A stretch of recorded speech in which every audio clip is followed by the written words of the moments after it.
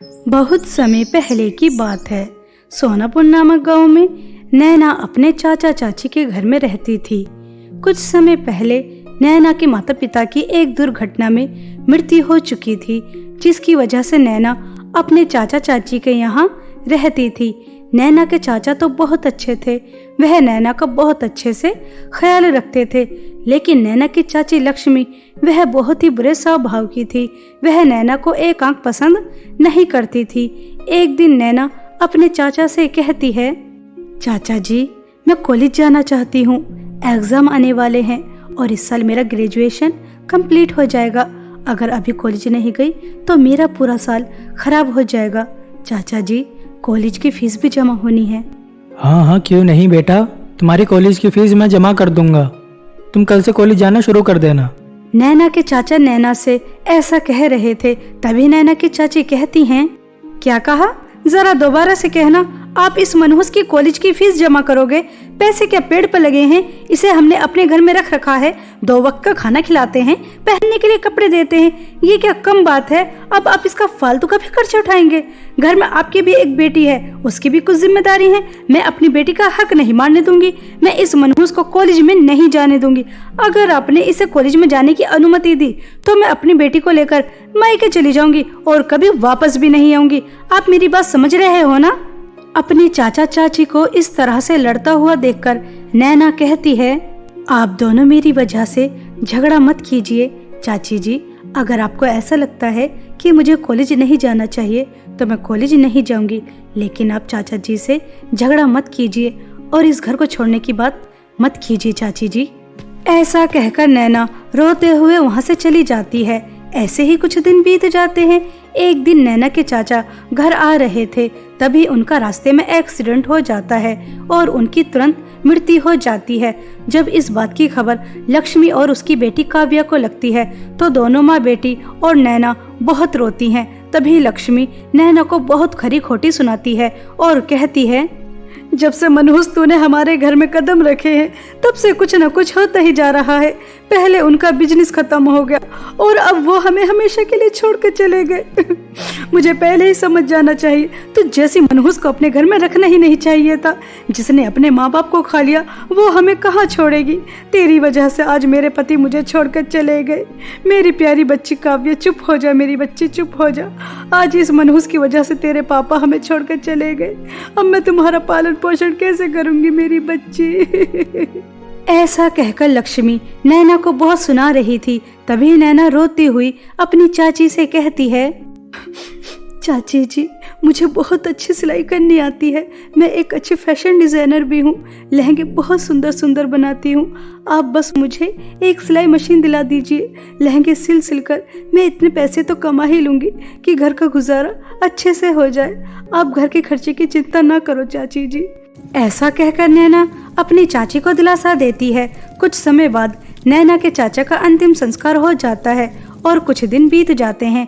नैना की चाची नैना को सिलाई मशीन दिला देती हैं और नैना से कहती हैं, ये ले मनहूस सिलाई मशीन और अब सुंदर सुंदर लहंगे बना और घर का खर्चा चला। और हाँ, अब से घर का सारा काम भी तू ही करेगी। झाड़ू पोंछा, कपड़े धोना, इस्त्री करना और खाना भी तू ही बनाएगी और इसके साथ साथ सिलाई भी करेगी। मेरी बात अच्छे से समझ आ रही है ना? मगर चाची जी मैं सिलाई करने के साथ साथ घर का काम कैसे कर सकती हूँ? घर का काम आप और काव्या दीदी कर लो, मैं सिलाई कर लूँगी।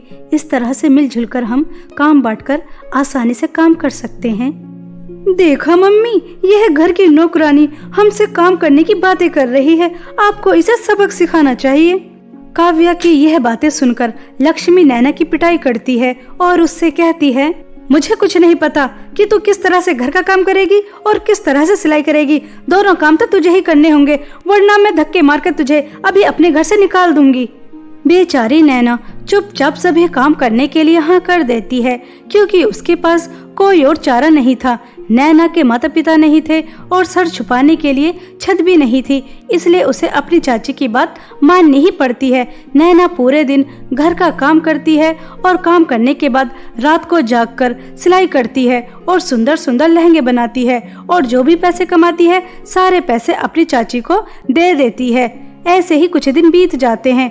रात दिन काम कर कर कर नैना की बहुत तबीयत खराब हो जाती है और नैना अपनी चाची से कहती है, चाची जी मेरी तबीयत बहुत ज़्यादा खराब है, मुझे दवाई की ज़रूरत है और अभी मुझे कल तक ज़मींदार की पत्नी का लहंगा भी तैयार करना है, मुझे दवाई दिला दीजिए वरना मैं सिलाई नहीं कर पाऊंगी चाची जी।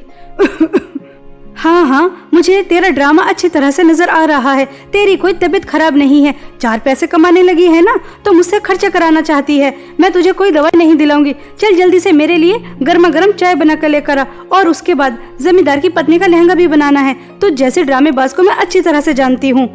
ऐसा कहकर लक्ष्मी नैना को दुत्कार देती है। तभी वहाँ लक्ष्मी की बेटी काव्य आती है और वह अपनी माँ से कहती है, मम्मी जी मुझे 5,000 रुपए चाहिए, जल्दी से दे दीजिए, मैं अपने दोस्तों के साथ बाहर घूमने जा रही हूँ। हाँ हाँ क्यों नहीं मेरी बच्ची, मैं तुम्हें 5,000 रुपए क्या 10,000 रुपए देती हूँ, ये लो 10,000 रुपए और अपने दोस्तों के साथ बहुत एंजॉय करना और समय समय पर अपनी पिक भी मुझे सेंड करती रहना, आखिर मैं भी तो देखूंगी मेरी बेटी वहाँ पर कितना एंजॉय कर रही है।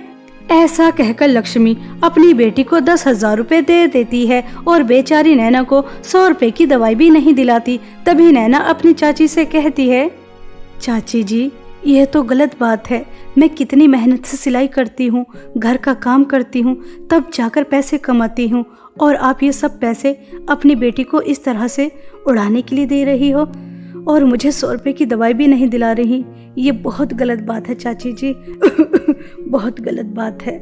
नैना के मुंह से यह बातें सुनकर लक्ष्मी को बहुत गुस्सा आता है और वह बेचारी नैना को इतनी ज्यादा तबीयत खराब में भी उसकी बहुत पिटाई करती है और नैना से कहती है, मेरी बेटी बाहर घूमने जा रही है और तू उसको नजर लगा रही है, मैंने तुझे अपने घर में रख रखा है, ये क्या कम बड़ी बात है, अब चल यहाँ से, तुझे लहंगे भी तैयार करने हैं, यहाँ खड़ी होकर हमारी बातें क्या सुन रही है मनहूस। नैना अपनी चाची के लिए चाय बनाने चली जाती है। नैना की बहुत ज्यादा तबीयत खराब थी लेकिन वह फिर भी घर का सारा काम करती है और उसके बाद जमींदार की पत्नी का लहंगा बनाने के लिए मशीन पर बैठ जाती है, लेकिन नैना लहंगा तैयार नहीं कर पाती। नैना अपनी स्वर्गवासी माँ की तस्वीर देखकर बहुत रोती है। माँ मैं क्या करूं, आप दोनों तो मुझे छोड़कर चले गए और मैं दूसरों की दुत्कार सुनने के लिए रह गई।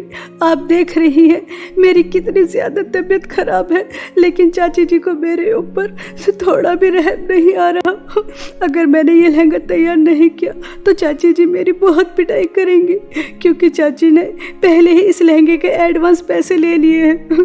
माँ आप ही कोई रास्ता दिखाओ, मैं क्या करूं, मैं यहाँ नहीं रहना चाहती, अब मैं और अत्याचार नहीं सह सकती।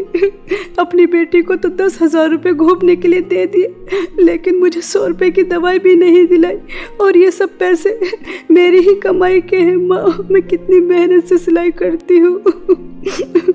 ऐसा कहकर नैना बहुत रो रही थी। तभी नैना की स्वर्गवासी माँ की तस्वीर से आत्मा निकलकर बाहर आती है और वह नैना से कहती है, मेरी प्यारी बच्ची चुप हो जा, मैं तुझे एक जगह बताती हूँ, वहाँ पर तुझे एक जादुई सोने का लहंगा मिलेगा और दूसरा जादुई चांदी का लहंगा मिलेगा। पहले तुम्हें परीक्षा में पास होना होगा, अगर तुम अपनी परीक्षा में पास हो जाओगी तो दोनों जादुई सोने चांदी के लहंगे अपने साथ लेकर आ सकती हो। उसके बाद तुम दोनों सोने चांदी के जादुई लहंगे की मदद से एक हंसी खुशी जीवन बिता सकती हो। माँ अगर आप मेरी मदद करना चाहती हो तो आप मुझे छोड़कर मत जाओ, मैं आपके साथ रहना चाहती हूँ, मुझे कुछ नहीं चाहिए, मुझे आपका आंचल चाहिए। माँ अगर आप मेरे साथ होंगी तो मुझे किसी चीज़ की कोई ज़रूरत नहीं होगी। माँ आप मेरे साथ रहिए। नहीं मेरी प्यारी बच्ची, मैं तुम्हारे साथ नहीं रह सकती, मैं तो बस तुम्हें रास्ता दिखाने आई हूँ, क्योंकि तुम्हारे ऊपर लक्ष्मी बहुत अत्याचार कर रही है, मुझसे ये देखा नहीं जा रहा, मेरे पास बहुत कम समय है, तुम्हें अभी उस जगह के लिए निकल जाना चाहिए। जाओ मेरी प्यारी बच्ची, जाओ और अपनी परीक्षा में पास हो जाओ और वहाँ से जादुई सोने और चांदी के लहंगे लेकर आ जाओ। इतना कहकर नैना की स्वर्गवासी माँ की आत्मा गायब हो जाती है और नैना अपनी माँ की बताई हुई जगह पर पहुँच जाती है। नैना वहाँ जाकर देखती है तो वहाँ पर एक तरफ सोने का जादुई लहंगा था और दूसरी तरफ जादुई चांदी का लहंगा था। तभी वहाँ पर एक परी आती है और नैना से कहती है, नैना तुम्हारे सामने एक सोने का जादुई लहंगा है और दूसरी तरफ एक जादुई चांदी का लहंगा है। अगर तुम सोने का जादुई लहंगा चुनती हो तो तुम्हें बहुत सारी धन दौलत मिलेगी, सोने के सिक्के, हीरे जवाहरात, ये सब कुछ। अगर तुम जादुई चांदी वाला लहंगा चुनती हो तो तुम बिल्कुल ठीक हो जाओगी और उसके साथ साथ तुम्हें 10 बूढ़ी औरत की सेवा भी करनी होगी। अब तुम बताओ कि तुम कौन सा लहंगा चुनती हो? परी, मुझे जादुई चांदी वाला लहंगा चाहिए। मैं ठीक होकर बूढ़ी अम्मा की सेवा करना चाहती हूँ और मुझे धन दौलत नहीं चाहिए। मैं सेवा कर कर पुण्य कमाना चाहती हूँ और उनकी दुआएं लेना चाहती हूँ और मुझे कुछ नहीं चाहिए। मुझे धन दौलत का लालच नहीं है। नैना, तुम बहुत अच्छी हो, तुम्हारा दिल बहुत बड़ा है, वरना आज तक यहाँ जो भी कोई आया है उसने जादुई सोने का लहंगा ही चुना है। कोई किसी की सेवा नहीं करना चाहता, एक सिर्फ तुम ही हो जिसने सेवा करने के बारे में सोचा। इसलिए तुम दोनों सोने चांदी के जादुई लहंगे लेकर जा सकती हो। एक लहंगा तुम्हें ठीक कर देगा और दूसरे लहंगे से तुम बहुत सारी धन दौलत ले सकती हो। मैं बस तुम्हारी परीक्षा ले रही थी और तुम अपनी परीक्षा में पास हो चुकी हो। जाओ, खुश रहो।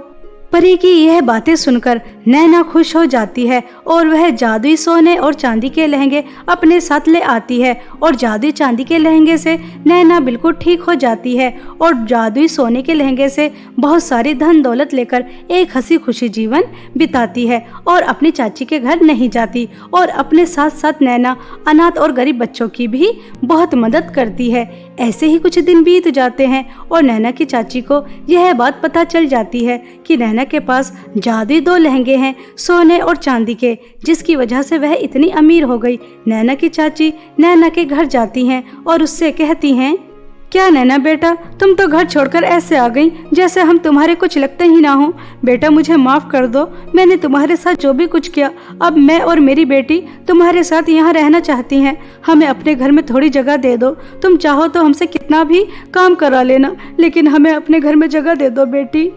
ऐसा कहकर लक्ष्मी और काव्या झूठ मूठ के आंसू बहाने लगती हैं ताकि उन्हें नैना अपने घर में रहने की जगह दे दे। नैना को उनके ऊपर तरस आ जाता है और वह उन्हें अपने घर में रहने की जगह दे देती है और दोनों माँ बेटी नैना के साथ रहने लगती हैं। और जब दोनों के हाथ जादुई सोने और चांदी के लहंगे लग जाते हैं तो वह चुराकर अपने घर आ जाती हैं और वहाँ आकर जादुई सोने और चांदी के लहंगे से कहती हैं, ये जादुई सोने और चांदी के लहंगे, हमें बहुत सारी धन दौलत चाहिए, इतनी सारी धन दौलत कि हम उस मनहूस नैना से ज्यादा अमीर हो जाएं। लक्ष्मी और काव्या के इतना कहते ही सोने और चांदी के जादुई लहंगे के अंदर से धन दौलत तो नहीं आती, लेकिन बहुत सारे सांप और बिच्छू आ जाते हैं और दोनों माँ बेटी को डस लेते हैं। तुरंत लक्ष्मी और काव्या की मृत्यु हो जाती है। दोनों को उनके किए की सजा मिल जाती है और सोने और चांदी के दोनों जादुई लहंगे उड़कर दोबारा से नैना के पास चले जाते हैं और नैना जादुई सोने और चांदी के लहंगे की मदद से एक हंसी खुशी जीवन बिताती है।